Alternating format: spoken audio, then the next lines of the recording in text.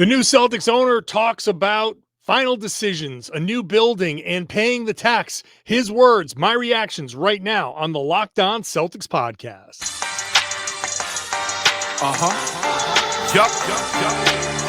Beantown, be ever ready. It's the C's. Who else could it be? What they gon' say now? Screaming like JT, Karalis. We kept the madness every game, every practice. Prime time, Depp and D White on the sideline. Raining J's, how it started, raising business, how we finished. Locked on Celtics pod, home of the winners. Hey there, welcome back to the Locked On Celtics podcast, right here on the Locked On Podcast Network, where it is your team every day. Your team is the Boston Celtics, and I talk about them every Monday through Friday for free for you right here. So make sure you're subscribed wherever you get your podcasts. Watch the show on YouTube, get into the comment section, share your thoughts with your fellow Celtics fans. Become an everydayer. Join me on this journey every Monday through Friday. And really, just let's have some fun together. I'm John Karalis, beat writer for Boston Sports Journal.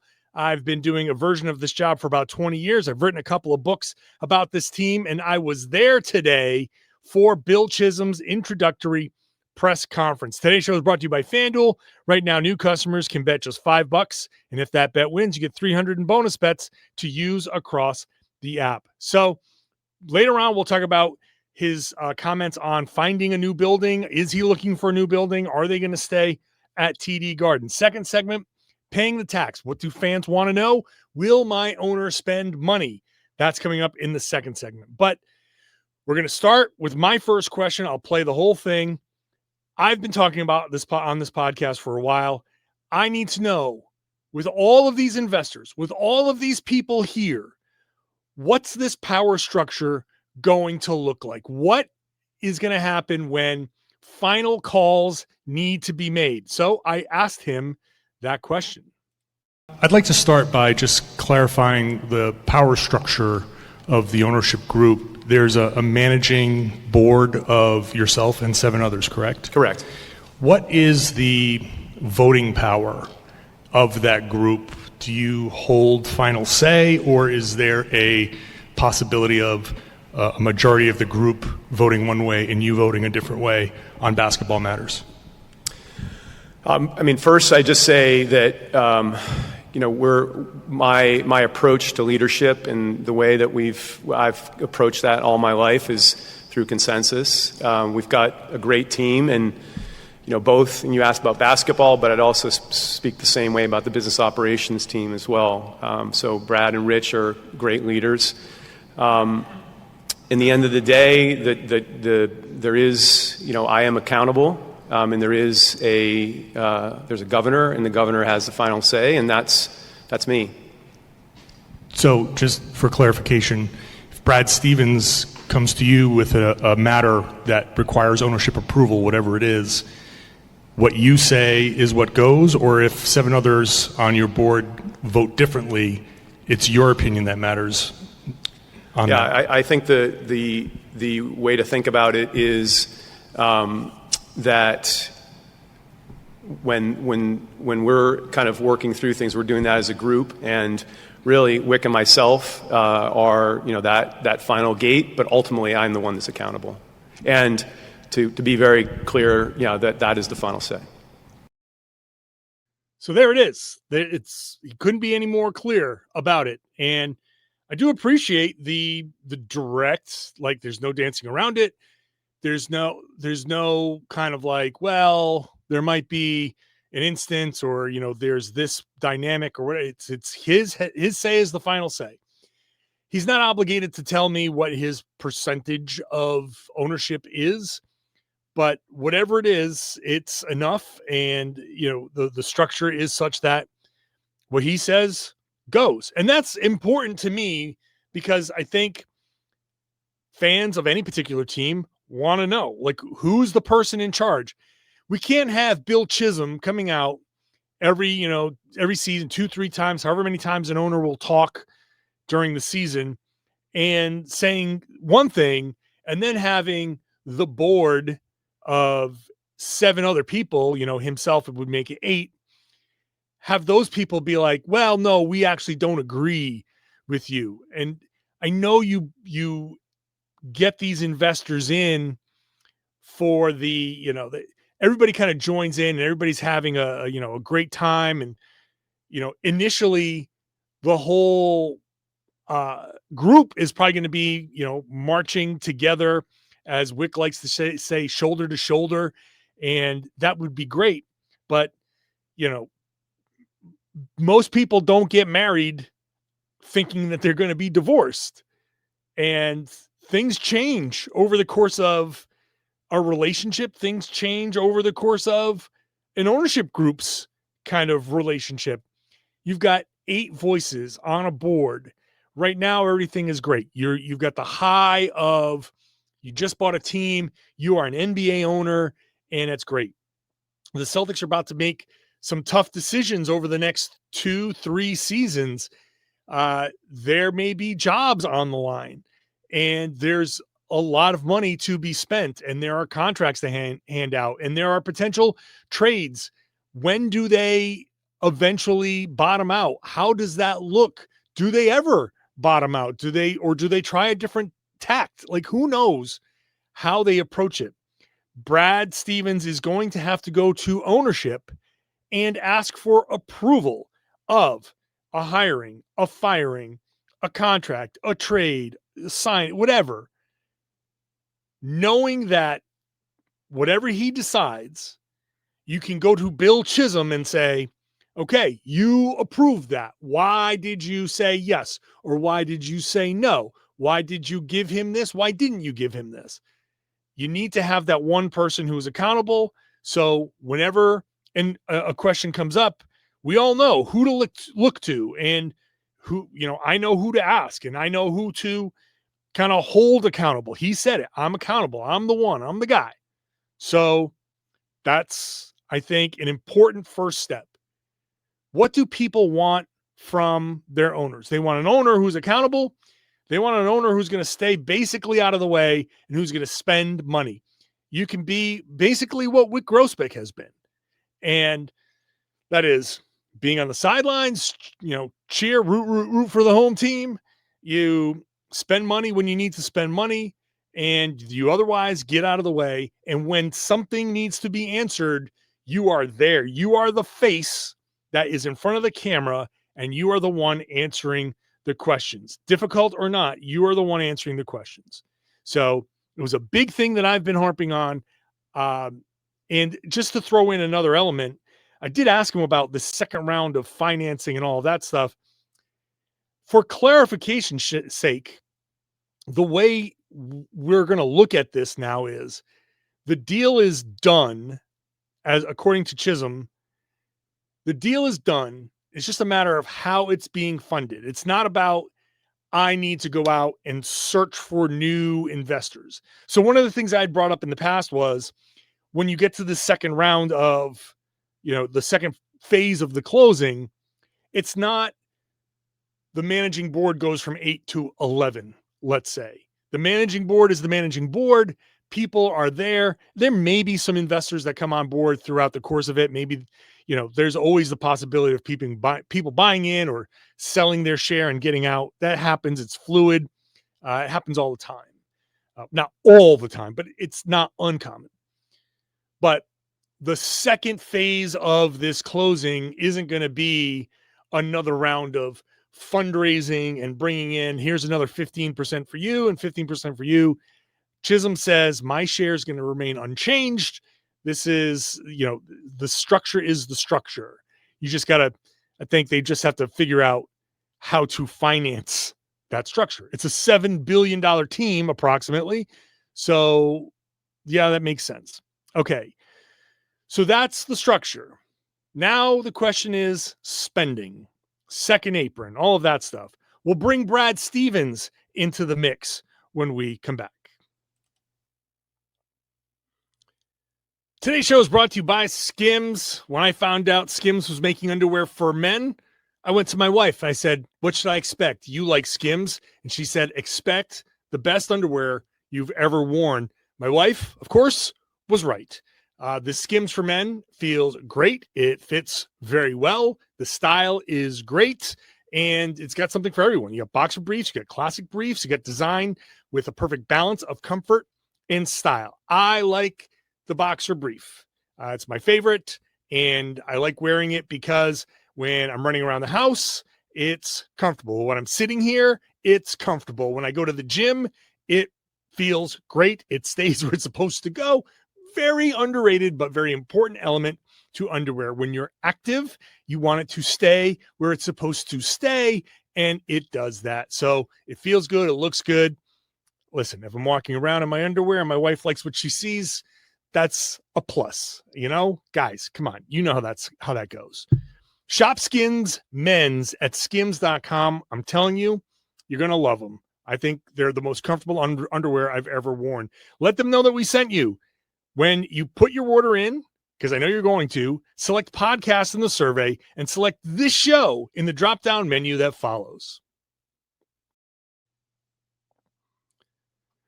Thanks for making Locked On Celtics your first listen every day. Go check out Locked On NBA and Locked On NBA Game Night, 2 podcasts on the same feed.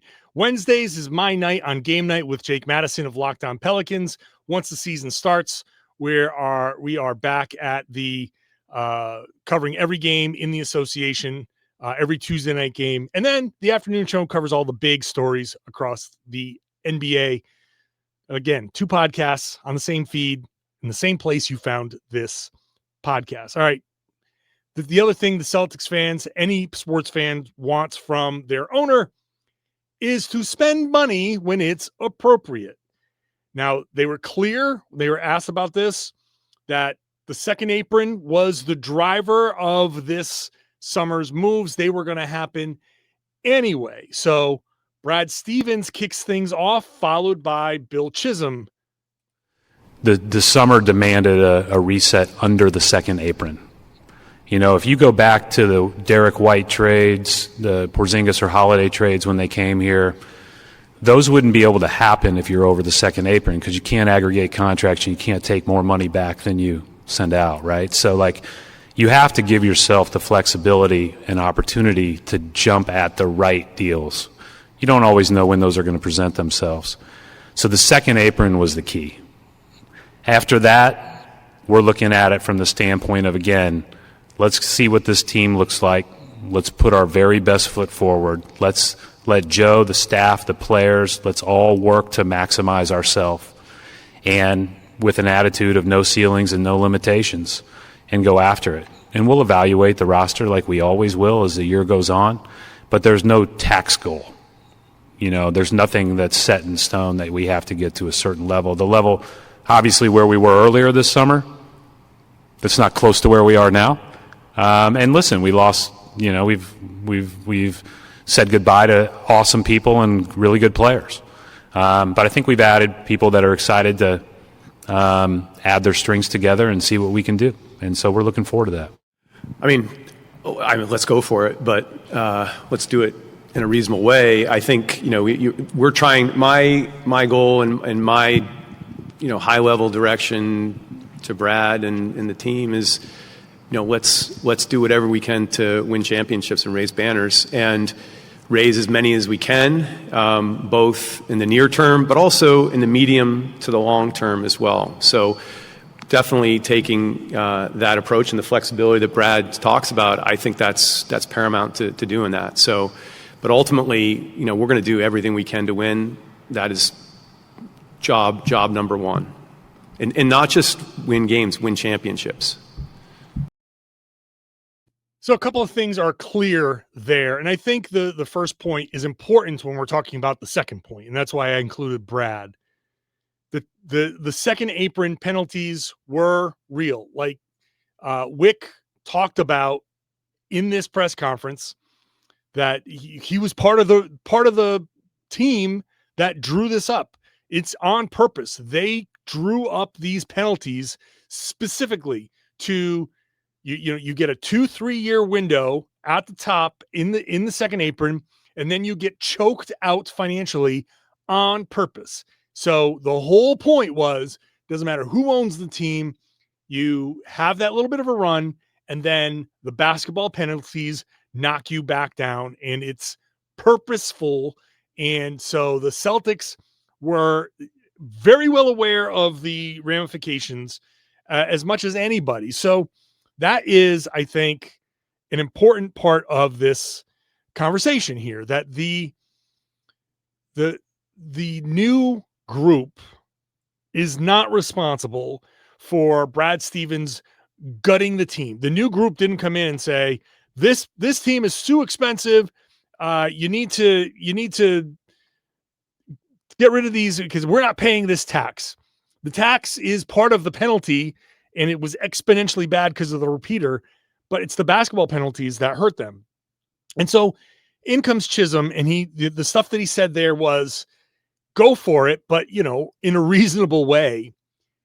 And people are going to latch onto that. I know they're going to latch onto it, but I want to make a very important point here, that it is no different than what Wyc Grousbeck has done with these Boston Celtics. We have had conversations on this podcast a couple years ago where I was saying the owner needs to spend more money. We cannot be cheap now. This is the time to go for it. And I probably will say that again about Chisholm at some point, although understanding the CBA is as punitive as it is, some of that might go away, because the old way of just, hey, we're just going to pay the tax and, either you want to pay the money or you don't. I think that's just not relevant anymore. So that, I think, is going to build in some caution anyway. But what Chisholm is saying is no different than what Wyc Grousbeck and that group has done overall during the course of their ownership here. It's been a long run, and they went for it early. They got rewarded. Then they had some lulls. They made some moves. They didn't pay the tax certain years. They avoided the tax a couple of times, and it's not like, what I don't want is Chisholm to come in and make a decision like that and have people say, well, Wyc Grousbeck always spent when he had to. That is not true. I want to be fair. It doesn't matter what side is right. I just want it to be right. And what's right is what Chisholm just said is in fact a true continuation of the Celtics strategy for spending money, or at least it is on the surface. If that changes, then I will say so. If he's lying, then I will let you know when it comes time to spend the money or not spend the money. If they start getting cheap and it's not a CBA related thing, I will say so. But for now, what he said, this is him saying the right thing. They will go for it when it is appropriate to go for it. There are going to be times to not spend the money. And there are going to be times where we might argue to spend the money, but it only makes the team marginally better. And we want the team to be as good as possible. But from a business perspective, it's not really worth that particular spend. That's going to be the line that we are seeing from the Celtics. This is not going to be the Warriors. This is not going to be the Clippers. This is not going to be high spending team. This is not going to be anything we remember. And again, the second apron is going to eliminate that for those teams anyway, and that changes the dynamic. I think one risk, unintentional here, buying this team at this time, like coming in right as the second apron is taking hold, it's going to, like, a lot of people are just going to ignore the nuance, and they're just going to put, like, the Celtics are cutting costs. Here's the new owner. He's the one that's telling them to cut costs, especially since he's a venture capitalist guy, and that's the reputation that they have. So my belief is that they will spend money when it comes time to be a contender. And when they are in the middle ground, if there is a doubt as to whether that player is going to be worth the spend, they won't spend. So it's what we're used to. And I think that's my takeaway. And I think that should be the takeaway. It's no different than what we've had. It's just we've seen them spend a lot of money recently, and that might draw an unfair comparison. I think they're going to be very similar in that regard. So what's next? The new building. There have been rumors about the Celtics exploring potentially, possibly a new building. We'll talk about that when we come back. Today's show is brought to you by FanDuel. It's NFL season. Basketball season's almost here. We got college all over the place. There's plenty of stuff to bet on FanDuel. And if you're a new customer and you want to sign up right now, if you bet your first $5 bet, a $5 bet, that's it. You can win $300 in bonus bets if that first bet wins. So you can use those across the app. I'm opening up the app right now to look at the Patriots this weekend. How about Patriots minus 5.5 against the Carolina Panthers? You know what? I'll put my $5 on the Patriots. Why not? I think coming off of the game that they just had, they're due for a bounce back. If you want to do that or bet on a different team, maybe you're not a Patriots fan, maybe you're a Panthers fan and you want to bet against them. However it goes, that first $5 bet can win you $300 in bonus bets if you're a new customer. When you sign up right away, it's going to ask you to set your limit, set your budget. Do that so you can gamble responsibly. Set your limit at your disposable income, whatever you can afford to lose.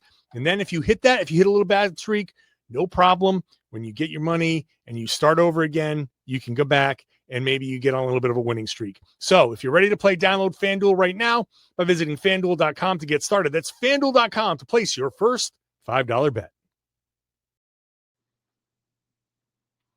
Thanks. Yup. You know, I got to stop doing that with that button. Two buttons look too similar. All right. What I was saying was, thanks for making Locked On Celtics your first listen every day. Monday is media day. So Sunday night, I will record a mailbag episode, johnkaralis.com/mailbag, johnkaralis.com/mailbag. Get your questions in. This way you can listen to that podcast ahead of media day. And then I'm going to have a ton of media day stuff. So who knows who will be available. I don't know, maybe Jayson Tatum. I did see Jayson Tatum at the practice facility. Technically, I saw Jayson Tatum on the practice floor. He was just walking from the weight room to the training room. So, but he was walking normally. He's, going through his rehab, but he was there in his practice gear. So it was nice to see JT. And we'll see. We'll see if he talks on Monday. But back to Bill Chisholm. He was asked about the building. There have been rumors.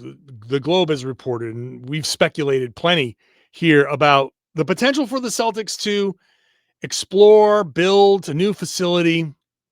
He was asked about that directly. Yeah, so the necessary caveats, just like with the WNBA, we're days or weeks in here. But I would say I don't have a specific point of view on it. I have some sort of philosophical perspective on it. So the first thing is I really like the Boston Garden personally. And I think that the team and the player, more importantly, the team and the players really like the Boston Garden. And even equally importantly, the fans really like the Boston Garden. So that's a starting point. Second thing is, I think the Celtics and the Bruins, they belong together. So that's another, kind of part of the equation as well. And then, but the third thing is, we are 100% committed to creating the best fan experience possible. And we'll take a look at it and figure where that is. But you've got a great thing going right now.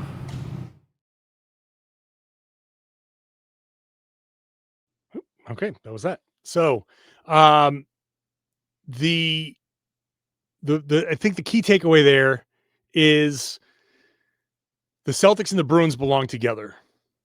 I think that's where I'm kind of, if I'm looking forward, that means to me one of two things. Either, hey, Celtics and Bruins belong together. We got a good thing going here. We're just going to extend it. The lease, by the way, at the TD Garden runs for another decade. So they're not going anywhere anytime soon. But this is the time to start exploring. If you're going to go anywhere, this is the time to start looking around.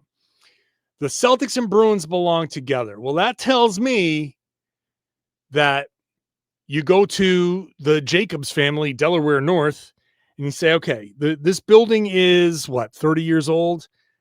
Certainly still a very good building. I don't think there's anyone who's saying, ugh, this building's outdated. It's not outdated. They put in a new scoreboard. It looks good. It's not a monster thing like in like Cleveland or Golden State or nothing like the Clippers building, but it looks good in there. It sounds good in there. Plenty of seats, 19,000 seats there. That's plenty good. It's in good shape. The building is maintained well. The seats are a little small now. They did make them a little smaller. So I am not a big fan of that necessarily, but it is what it is. It's in line with the rest of the arenas. So, shrug. So all of this is to say that from a fan perspective, unless you're going to one of the new buildings, you're not going to get a much different experience. I've been to some of these buildings and they look like, Orlando's building is fine. The Celtics is right in line with Orlando. It's right in line with, I'm just going up and down. I mean, MSG is a different story. I don't really like MSG, but that's a different story. Barclays Center is relatively new. Celtics is in line with that. Like I don't sit there and say the Celtics has fallen behind that building. What else? The Sixers building is like, I'm not going to rattle them all off, but even the newer buildings, minus like Golden State, is a ridiculous technical marvel. I haven't been at the Clippers facility, but it's obviously, touted as one of the best. Outside of those, TD Garden is good. It's at the very worst, it's fine. Now, from a player perspective, that locker room, the home locker room, is a little small. Now, I haven't been through the labyrinth of the back and the, their training facilities there. The visiting locker room is definitely small, and everybody spills into the hallway to do their pregame kind of workouts, lifting, activation, and all that stuff. All of that has certainly spread out, and the building could be designed better for that. I don't know how much of an appetite there is to change anything in regards to that, but that could be an internal renovation. All of this is to say that there's no hurry to leave. If they do build something, would the Bruins be involved? Would Delaware North be involved? Could they find a way to split the cost and then the revenue of a new building? Or do they get together and decide, how do we renovate this building? Or do they kind of do what they did before and kind of build on the footprints of the old build? Like, do you go the other way and like you leave the arena and you just kind of like turn the arena into shops and whatever, a mall or housing or whatever, and then you go the other way to the other side of the North Station, build a platform over the train tracks, and build up and build an arena there? I mean, that's not something I've ever thought about much, but like, is it possible to go above the tracks? I don't know what the air rights there are or whatever, but you could kind of go in that direction while you're playing in this building, still be in the same footprint, and you just work in partnership with the Bruins. Could be something there, maybe, possibly. I don't know. But my big takeaway from that is, first of all, play nice. Second of all, get the Bruins involved. And thirdly, just kind of like, but for now it's good, and you don't rattle any cages. Don't make it, you got to be there for another decade. Don't blow it. So that's kind of my take there. He did mention the WNBA there at the beginning of the quote. He was asked about that. He kind of danced around it. Didn't really say much about it. I think he got roped into this discussion. I don't think he's like actively looking for that. I mean, that's a conversation for a different day. Maybe, whatever, next week, whatever, we could talk about that. But I didn't take much from his comments about the WNBA. So I don't know. I don't know if they're going to put a team there or not, but it's not like he's in a hurry. Basically, he's like, look, we just got here. So we can talk about the WNBA if you want. We can talk about a new building if you want, but like, we just got here. We got other things to, get to first. So, all right. I hope you enjoyed that. There's more on Boston Sports Journal. I wrote about it. You can find it there if you'd like. So, but I would love to get you back here next week. Again, Monday's podcast will be a mailbag, johnkaralis.com/mailbag to get in on that. And then after that, Monday, I will be at Media Day.